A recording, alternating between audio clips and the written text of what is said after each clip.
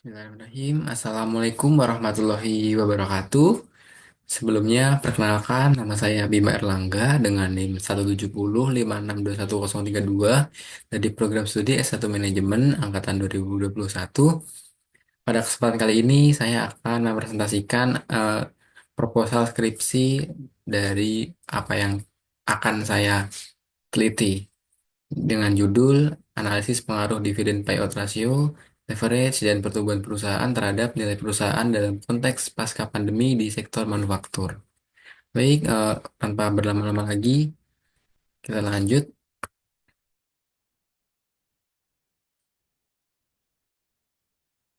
Nah, latar belakang dari penelitian ini itu ada dua poin. Yang pertama adalah ketidakpastian ekonomi global mendorong minat investor terhadap saham dividen sebagai pilihan yang stabil dan aman. Nah, memberikan pendapatan tetap meskipun pasar berfluktuasi. Nah, apa sih maksudnya ketidakpastian ekonomi global itu sendiri?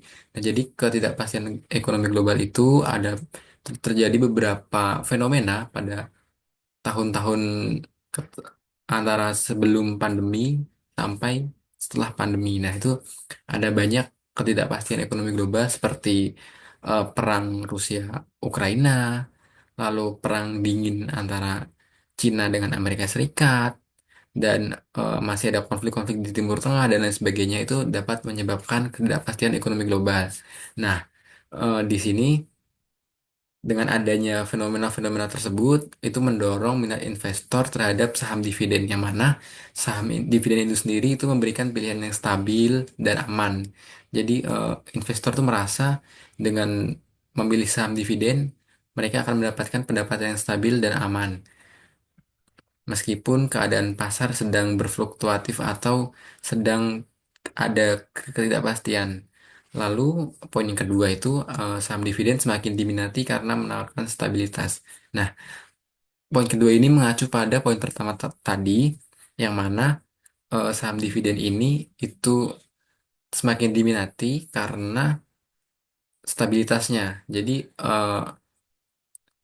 seperti yang kita ketahui pada poin pertama tadi telah saya jelaskan, yang mana terdapat ketidakpastian ekonomi global sehingga para investor itu semakin tertarik, semakin minat terhadap pendapatan yang stabil, walaupun tidak seperti eh, saham-saham yang memiliki keuntungan yang tinggi, namun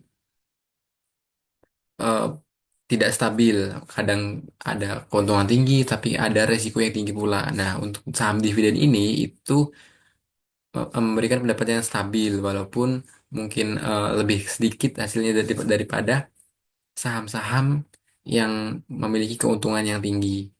Seperti itu. Oke, kita lanjut. Nah, untuk fokus pada penelitian ini sendiri itu ada kita berfokus pada variabel-variabel yang akan kita teliti. Yang pertama dividen payout ratio, lalu yang kedua ada leverage, yang ketiga ada pertumbuhan perusahaan, yang keempat ada nilai perusahaan, lalu yang terakhir kita akan fokus pada penekanan di konteks pasca pandemi. Nah, untuk dividen payout ratio ini sendiri itu rasio yang diberikan kepada investor terhadap pembagian dividen. Nah, yang mana ini nanti akan menjadi salah satu fokus pada penelitian saya untuk menjadi variabel independennya, salah satunya lah. Lalu yang kedua itu ada leverage. Nah, jadi struktur modal ini sendiri itu akan menjadi fokus pada penelitian saya, yang mana apakah nantinya struktur modal ini berpengaruh signifikan terhadap nilai perusahaan seperti itu. Lalu yang ketiga ada pertumbuhan perusahaan. Nah, untuk pertumbuhan perusahaan ini sendiri nanti juga akan menjadi fokus penelitian saya, yang mana apakah melihat pertumbuhan perusahaan ini juga memiliki pengaruh gitu terhadap nilai perusahaan. Lalu untuk konteks pasca pandemi ini sendiri, apakah eh, pada setelah pandemi atau pasca pandemi ini akan mengalami perubahan daripada sebelum pandemi. Nah, untuk perubahan-perubahan ini karena diakibatkan oleh banyak faktor seperti kebijakan pemerintah, lalu strategi perusahaan dalam menjalankan bisnisnya. Nah, itu eh, apakah seberpengaruh itu? di konteks pasca pandemi ini sendiri. Oke, kita lanjut. Nah, lalu untuk tujuan penelitian ini, yang pertama tentunya mengetahui pengaruh dividen payout ratio terhadap nilai perusahaan di sektor manufaktur pasca pandemi. Lalu yang kedua, mengetahui pengaruh leverage terhadap nilai perusahaan di sektor manufaktur pasca pandemi. Lalu yang ketiga, mengetahui pengaruh pertumbuhan perusahaan terhadap nilai perusahaan di sektor manufaktur pasca pandemi. Lalu yang keempat dan atau yang terakhir itu mengetahui pengaruh dari semua variabel independen yaitu dividen payout ratio, leverage, dan pertumbuhan perusahaan terhadap nilai perusahaan dalam konteks pasca pandemi di sektor manufaktur. Oke, kita next. Lalu kita masuk ke teori. Nah, jadi landasan teori pada penelitian ini itu kita menggunakan teori signaling. Nah, teori signaling sendiri pertama kali diperkenalkan oleh Michael Spence pada tahun 1973 dalam konteks pasar tenaga kerja. Nah, Spence sendiri menjelaskan bahwa dalam situasi di mana terdapat asimetri informasi antara dua pihak, yaitu pihak dengan informasi lebih atau disebut sebagai pengirim sinyal, dapat mengirimkan sinyal tertentu untuk mempengaruhi keputusan pihak lain yang memiliki informasi lebih sedikit atau penerima sinyal. Nah, jadi teori sinyal ini sendiri itu ibarat kata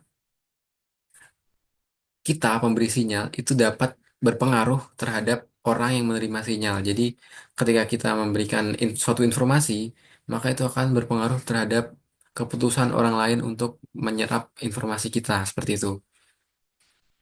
Lalu teori sinyal ini sendiri nanti eh, akan berpengaruh atau melandasi dari empat variabel tersebut, yaitu dividen payout ratio, leverage, pertumbuhan perusahaan, dan nilai perusahaan. Oke, saya next. Oke, kita masuk ke dividen payout ratio. Jadi, dengan dividen payout ratio yang tinggi, itu perusahaan menciptakan perspektif positif di kalangan investor bahwa mereka mampu menghasilkan laba yang stabil dan bersedia membagikannya. Nah, jadi di sini dari teori signaling tadi itu menjelaskan bahwa dengan DPR yang tinggi itu perusahaan ingin menciptakan perspektif yang positif itu terhadap investor bahwa mereka mampu menghasilkan laba yang stabil dan bersedia membagikannya. Jadi eh, ini memberikan sinyal bahwa dengan memberikan informasi dengan informasi yang dividen payout ratio yang tinggi itu sendiri, perusahaan tuh ingin investor tahu gitu bahwa perusahaan memiliki laba dan pembagian dividen yang tinggi seperti itu. Nah, jadi hal ini dapat menarik lebih banyak investor seperti yang saya bilang tadi, lalu meningkatkan peminatan terhadap saham perusahaan dan pada akhirnya mendorong harga saham naik. Jadi eh, pada teori yang dikemukakan oleh Kowarski pada tahun 2021 ini itu akan mengantarkan pada dividen payout ratio terhadap nilai perusahaan atau tujuan penelitian kita yang pertama tadi. Oke, saya next. Lalu yang kedua ada leverage. Nah, jadi teori struktur modal ini itu dicetuskan oleh Modigliani dan Miller pada tahun 58 itu mengemukakan bahwa dalam pasar sempurna tanpa pajak, pilihan antara penggunaan utang atau ekuitas tidak berdampak pada nilai perusahaan. Namun, ketika aspek perpajakan dipertimbangkan, maka penggunaan utang menjadi lebih menarik berkat keunggulan penghematan pajak atas biaya bunga sehingga mampu mengangkat nilai perusahaan.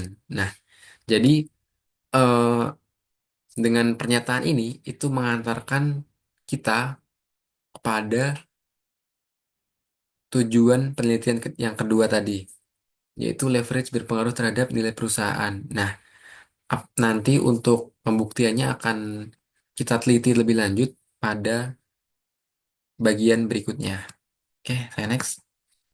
Lalu di pertumbuhan perusahaan itu dalam teori pertumbuhan perusahaan yang digagas oleh Penrose pada tahun 59 itu perusahaan dengan laju pertumbuhan yang pesat seringkali memiliki penilaian lebih tinggi di pasar. Nah, kondisi ini timbul dari ekspektasi pasar terhadap potensi peningkatan laba perusahaan di masa mendatang. Jadi, meskipun peningkatan ini disertai berbagai risiko, investor cenderung memandang perusahaan yang memiliki prospek pertumbuhan cerah sebagai peluang investasi yang lebih menguntungkan.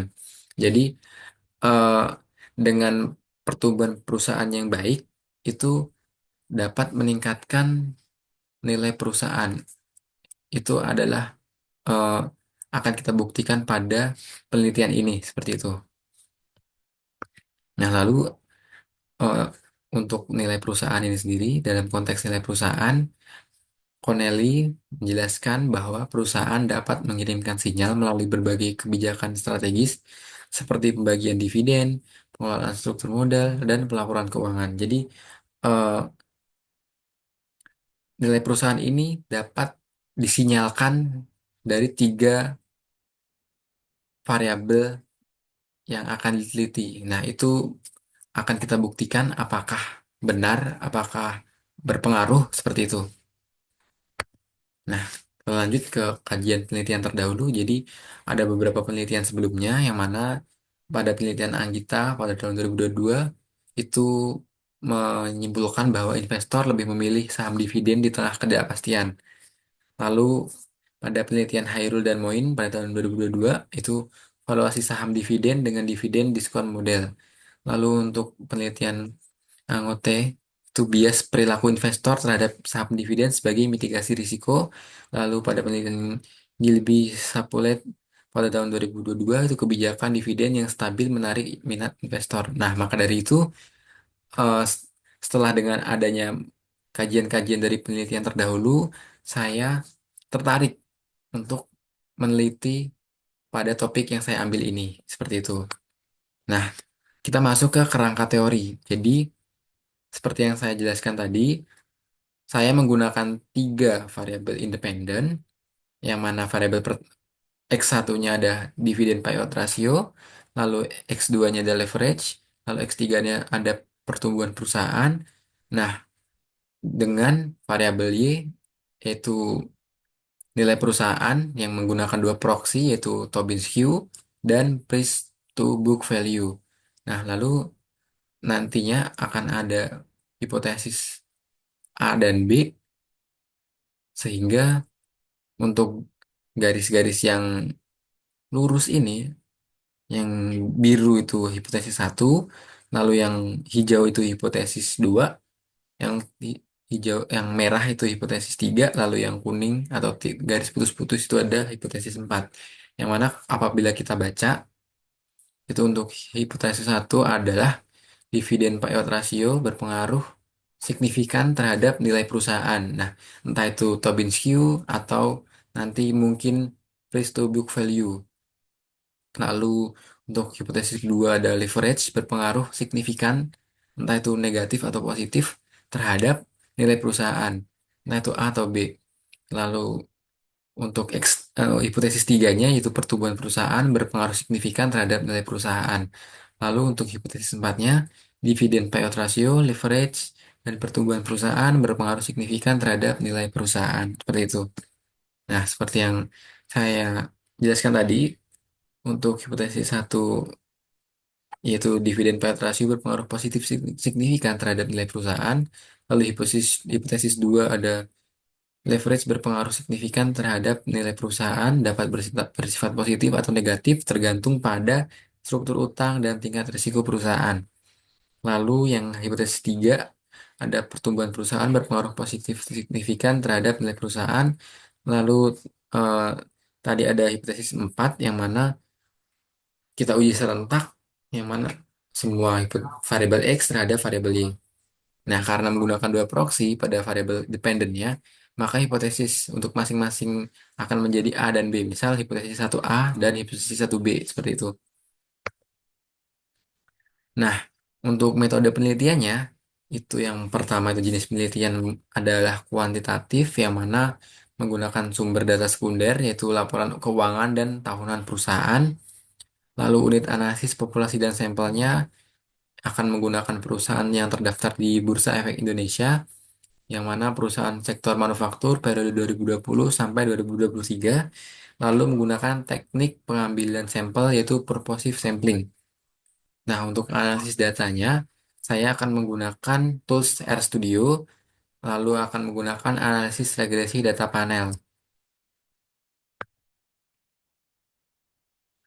Nah, untuk operasionalisasi variabel itu seperti yang tertera di sini, yang mana dividen payout ratio adalah total dividen dibagi total laba bersih, lalu untuk debt to equity ratio atau struktur modal tadi itu total utang dibanding total ekuitas, lalu untuk pertumbuhan perusahaan yaitu aset pada tahun tersebut dikurangi aset tahun sebelumnya dibandingkan dengan aset tahun sebelumnya.